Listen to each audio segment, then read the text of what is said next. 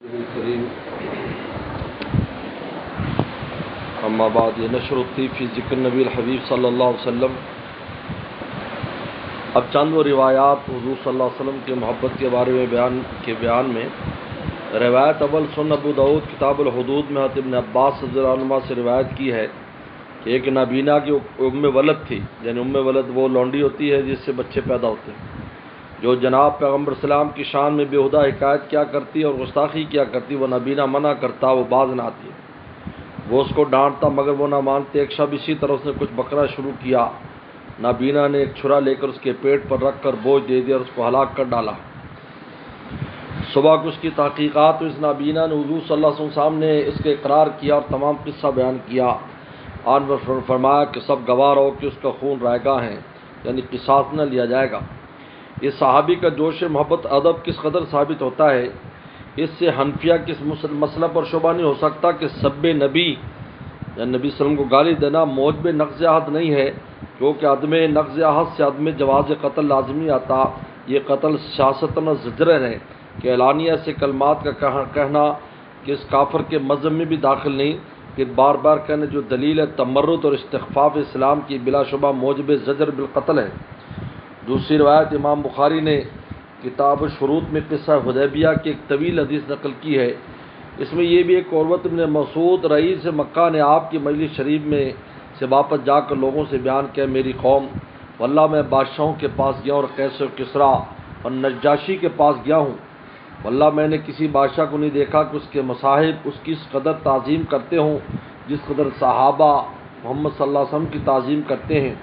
واللہ جب کھنگار پھینکتے ہیں تو وہ کسی نہ کسی کا ہاتھ پر پہنچتی ہے، اس کے اپنے چہرے بدن کو مل لیتا ہے۔ جب آن کو حکم دیتے تو آپ کے حکم کی طرف دوڑتے ہیں، جب آپ وضو کرتے تو لوگوں کی یہ حالت ہوتی ہے کہ وضو کا پانی لینے کے گویا کہ اب لڑ پڑیں گے۔ جب آپ کلام فرماتے تو وہ لوگ اپنی آوازوں کو آپ کے سامنے پس کر لیتے ہیں اور لوگ آپ کی طرف تیز نگاہ سے دیکھتے تک نہیں۔ فائدہ اس سے جو کچھ آداب صحابہ کے ثابت ہوتے ظاہر ہے۔ تیسری روایت مشکات میں روایت امام احمد برائے ابن عازب سے مروی ہے کہ ہم نبی صلی اللہ علیہ وسلم کے ساتھ ایک انصاری کے جنازہ میں گئے، قبر تک پہنچے، ہنوز مردہ لحد میں رکھا گیا تھا، کچھ دیر ہو گئی آپ بیٹھ گئے اور ہم آپ کے گرد اس طرح بیٹھ گئے گویا ہمارے سروں پر پرندے تھے، نہایت سکون اور سکوت کے ساتھ۔ فائدہ صحابہ کا حضور خدمت اس طرح بیٹھنے کا معمول تھا، اس سے غایت ادب ظاہر ہے اور بے شمار روایت اس باب میں وارد ہیں۔ علماء نے تصریح فرمائی کہ آداب بعد حیات بھی باقی ہیں۔ چنانچہ مواہب میں ہے کہ جب آپ کی صوت پر صوت کا بلند کرنا موجب حبط اعمال ہے تو اپنی آراء واہ کے آپ کے سنت حکم پر بڑھانے کی نسبت کیا گمان کرتے ہو؟ یعنی اگر کوئی آدمی اپنی رائے اور کہا جی نہیں میری رائے زیادہ بہتر ہے سنت سے، تو آواز بلند کرنے کی اجازت نہیں ہے، تو سنت سے آگے اپنی رائے کو اگر کوئی بڑھائے گا تو اس کا کیا حال ہوگا؟ اور جب آپ کی مجلس میں بلا اذن جانا جائز نہیں تو آپ کی تفاصیل دین سے دوسری طرف جانا کیسے جائز ہوگا؟ اور دوسرے علماء نے لکھا کہ جس طرح حضور صلی اللہ علیہ وسلم نے رفع صوت جائز نہ تھا، اس طرح آپ کے کلام کے درس اور احکام کی نقل کے وقت بھی رفع صوت حاضرین سامعین کے لیے خلاف ادب ہے۔ جب حدیث پڑھی جا رہی ہو یا تو اس وقت بھی خلاف ادب ہے بلند بولنا۔ اور اس طرح محل جسد شریف کے قریب بھی یعنی روضہ اقدس پر بھی مواہب میں ایک حکایت نقل کی ہے کہ امیر المومنین ابو جعفر نے، یہ ابو عباسی خلیفہ تھا، نے امام مالک سے کسی مسئلہ مسجد نبی میں گفتگو کی تو امام مالک نے فرمایا امیر المومنین تم کو کیا ہوا، اس مسجد میں آواز مت بلند کرو۔ حضور نبی صلی اللہ علیہ وسلم کا احترام وفات کے بعد بھی وہی ہے جو حالت حیات میں تھا۔ سو ابو جعفر دب گیا۔ اس کی تائید حضرت عمر کی اس ارشاد سے ہوتی ہے جب آپ نے دو شخص اہل طائف کو فرمایا تھا تم مسجد رسول صلی اللہ علیہ وسلم میں اپنی آواز بلند کرتے ہو، روایت کہ اس کو بخاری نے قضا فی المشکات فی باب المساجد، بس آپ کے نام کی قرب مقام کی کلام کی احکام کی، یعنی چار چیزوں کی، آپ کے نام کی قرب مقام کی کلام کی احکام کی سب کی تعظیم واجب ہے۔ اور من جملہ اس تعظیم احکام کی یہ ہے کہ تعظیم ظاہری میں بھی حدود شریعت سے تجاوز نہ ہو، مثلا کسی اور نبی کی حق تعالیٰ کی بے ادبی نہ ہونے لگے، چنانچہ چوتھی پانچویں روایت سے ظاہر ہے۔ چوتھی روایت ہے ابو ہریرہ رضی اللہ عنہ سے ایک یہودی اور مسلمان کے جھگڑے قصے میں روایت کے مسلمان نے اپنی قسم میں کہا کہ قسم اس ذات کی جس نے محمد صلی اللہ علیہ وسلم کو تمام عالم پر برگزیدہ بنایا۔ یہودی نے کہا قسم اس ذات کی جس نے موسیٰ علیہ السلام کو تمام عالم پر برگزیدہ بنایا۔ مسلمان اس ہاتھ اٹھا کر ایک تماچا یہودی کے منہ پر مارا۔ یہودی نے جا کر حضور میں عرض کیا کہ آپ نے مسلمان تحقیق فرمایا۔ انہیں قصہ عرض کیا، آپ نے فرمایا تم مجھ کو موسیٰ علیہ السلام پر ایسی فضیلت مت دو جس میں ان کی بے ادبی کا شائبہ ہو، جیسا کہ تفاضل میں لڑائی جھگڑے تک نوبت پہنچ جانے سے اس کا شبہ واقع ہو سکتا ہے۔ روایت کو اس کو بخاری مسلم کتاب المشکات۔ پانچویں روایت ہے جبیر بن مطعم رضی اللہ عنہ سے روایت ہے کہ ایک اعرابی وسلم خدمت میں حاضر ہوا کہ جانیں مصیبت میں آ گئیں، بال بچے بھوکے مرنے لگے، اموال تباہ ہونے لگے، مواشی ہلاک ہونے لگے، یعنی قحط کے سبب۔ تو آپ اللہ تعالیٰ سے ہمارے لیے بارش کی دعا کیجیے، ہم آپ کو خدا کے نزدیک شفیع لاتے ہیں اور خدا تعالیٰ آپ کے نزدیک شفیع لاتے ہیں۔ سو رسول صلی اللہ علیہ وسلم اس کلمہ سے نہایت مضطرب ہوئے اور سبحان اللہ فرمانے لگے، اور اس قدر مکرر سے کرر تسبیح فرمائی کہ اس کا اثر صحابہ کے چہروں پر دیکھا گیا۔ پھر فرمایا کہ کم بختی مارے خدا تعالیٰ کو کسی کے نزدیک سفارشی نہیں لایا جا سکتا، خدا تعالیٰ کی شان اس سے بہت زیادہ عظیم ہے۔ الحدیث روایت کس کو ابو داؤد نے۔ وہ شفیع گاہ عظیم بھی ہوتا ہے، جیسے حضرت بریرہ سے آپ نے دربارہ مغیث کے فرمایا کہ میں حکم نہیں کرتا شفاعت کرتا ہوں، لیکن لازم شفاعت میں سے یہ ہے کہ شفیع اس حاجت کے پورا کرنے سے خود عاجز ہو جس سے سفارش کرتا اس کا محتاج ہوتا ہے۔ عز اور احتیاط کے احتمال بھی خدا تعالیٰ کی ذات میں محال ہے۔ تو انہوں نے کہا تھا کہ ہم آپ کو اللہ کے دربار میں شفیع بنواتے اور اللہ کو آپ کے دربار میں شفیع بناتے، یہ اصل میں کہا تھا۔ تو ایک جملہ تو ٹھیک تھا کہ آپ اللہ کے دربار میں ہمارے شفیع ہیں، دعا کریں، لیکن دوسرا جملہ صحیح نہیں تھا، اس لیے آپ ناراض ہوئے، کیونکہ سونمان میں اگرچہ تعظیم نبی اعلیٰ درجہ کی ہے، مگر بوجہ سوء ادب کی حضرت حق تعالیٰ شانو کے آپ پر کس قدر گزرا، کس اہتمام سے آپ نے اس سے روکا۔ قصیدہ بردہ میں ہے اکرم بخلق نبی زانہ خلق بالحسن مشتمل بالبشر متسمی، کیا عمدہ سرشت اور صورت حضرت کی ہے جو آپ کو خلق عظیم سے اللہ نے زینت دی ہے، اس حال میں کہ آپ سرتابہ باجامہ حسن میں لپٹی ہوئی اور تازہ روئی کشادہ پیشانی سے مت نشان مند ہے۔ کالزہر فی طرف والبدر فی شرف والبحر فی کرم والدہر فی ہممی، ذات عالی صفات لطافت و نظافت میں مثل شگوفہ کے ہے، اور مثل جو ہے ماہ چار دہم یعنی 14ویں کے چاند کی ہے علو بزرگی میں، اور مانند سمندر کے عموم فیض اور نفع رسانی خلائق میں، اور مانند زمانہ کے ہمتوں میں۔ کن ہوا فرد فی جلالتہ فی عسکر حین تلقاہ وفی حشمی، آپ کی شان یہ کہ اگر آپ تنہا بھی ہوں تو ملاقات وقت بوجہ اپنی جلالت عظمت کیسے معلوم ہوتے ہیں، وہ کہ آگ بڑے حشم و قدم میں۔ کأنما اللؤلؤ المکنون فی صدف فی معدن المنطق منہ ومبتسمی، گویا موتی جو اپنی صدف میں پناہ ہے اور اب تک باہر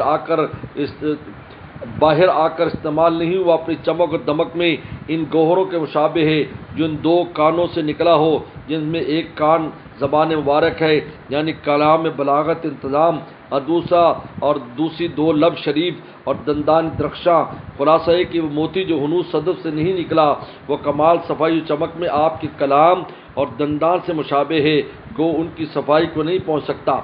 ان سب اوصاف سے آپ کا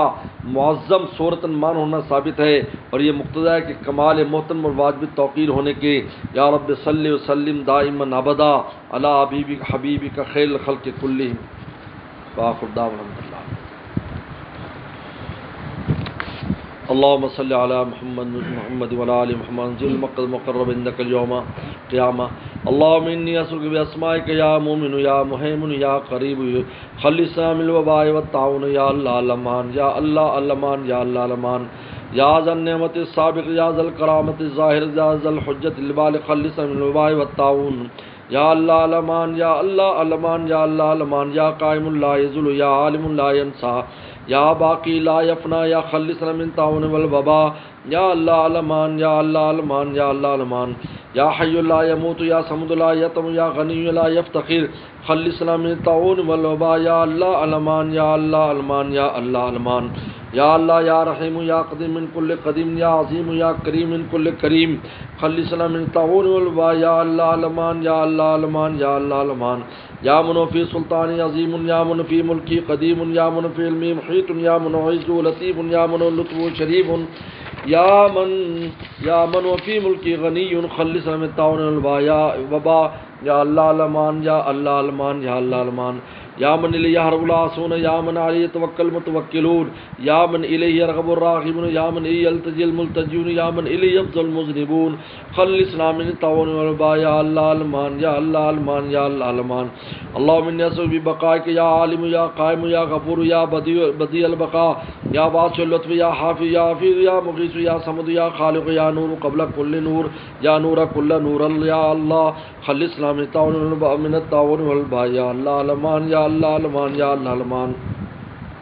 یا من فی قولی فصل یا من فی ملکی قدیم یا من فی حلمی لطیف یا من فی عطاء شریف یا من فی امری حکیم یا من فی عذاب عدل خلصنا من الطاعون والوباء یا اللہ علمان یا اللہ علمان یا اللہ علمان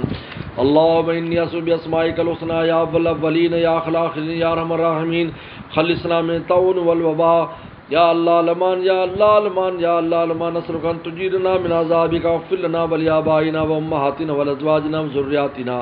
ولجميع المسلمين والمسلمات والمؤمنين والمؤمنات الأحياء منهم والأموات نجنا من جميع القربات واعصمنا من جميع الآفات وخلصنا من البليات وادفع عنا الوباء والطاعون نعوذ بك من الهم وهجوم الوباء ومن موت الفجاة ونعوذ من درك الشقاء وسوء القضاء ونعوذ من جميع قضاياك وبلاياك يا حي يا قيوم يا رحيل يا يرحيل يا تمشيشا برحمتك يا ارحم الراحمين اللهم انا نسألك العفو والعافية المعافاة الدائمة في الدين الدنيا والآخرة یا اللہ سیر طیبہ کی برکت سے یا اللہ ہر طرح کی عافیت نصیب فرما ہمیں ہمارے دوستوں کو ہماری اولادوں کو ہمارے دوستوں کو احباب کو عزیز و اقارب کو ان کے اولاد کو ہر طرح کی عافیت نصیب فرما اس مصیبت وبا سے یا اللہ ہم سب کی حفاظت فرما یا اللہ اس مصیبت کو پورے عالم سے دور فرما ایمان والوں کی حفاظت فرما جو بیمار ہیں یا اللہ اس بیماری میں یا دوسری بیماریوں میں سب کو شفا عطا فرما جو دنیا سے چلے گئے یا اللہ سب کی مغفرت فرما درجات بلند فرما لین میں جگہ عطا فرما یا اللہ سیرت پاک کی برکت سے سیرت طیبہ کی برکت سے ہمارے کاموں کو آسان فرما جتنے یا اللہ معاملات عافیت کے ساتھ حل فرما یا اللہ سب کاموں کو عافیت کے ساتھ انجام فرما یا اللہ ہماری بھتیجی کی رخصتی یا اللہ عافیت کے ساتھ رخصتی کو فرما ہر قسم کے شرور و فتن سے محفوظ فرما یا اللہ ہمیشہ کرے محبت محدت نصیب فرما اللہ تقوی والی اولاد نصیب فرما ہر طرح کی عافیت نصیب فرما یا اللہ ہمارے جتنے بھی حاجات اپنے خزانوں سے پوری فرما یا اللہ خوب صحت عافیت نصیب فرما مجھے بھی یا اللہ میرے پیٹ میں تکلیف رہتی یا اللہ صحت عافیت نصیب فرما گھر والوں کو بھی صحت عافیت نصیب فرما یا اللہ ہمیں بھی ہماری اولاد کو قیامت تک آنے والی نسلوں کو اللہ والا فرما علم نافع میں مقبول عطا فرما یا اللہ رمضان مبارک آنا یا اللہ اس رمضان میں مساجد کی مدارس کی خانقاہوں کی حرمین شریفین کی رونقوں کو دوبالا فرما یا اللہ رمضان سے پہلے اس مصیبت کو پورے عالم سے دور فرما یا اللہ عالم کو پھر سے آباد اور شاد فرما یا اللہ ہمارے گناہوں کو خطاؤں کو معاف فرما پوری امت کو معاف فرما یا اللہ پوری انسانیت کو معاف فرما رحم کرم اور عافیت کا معاملہ فرما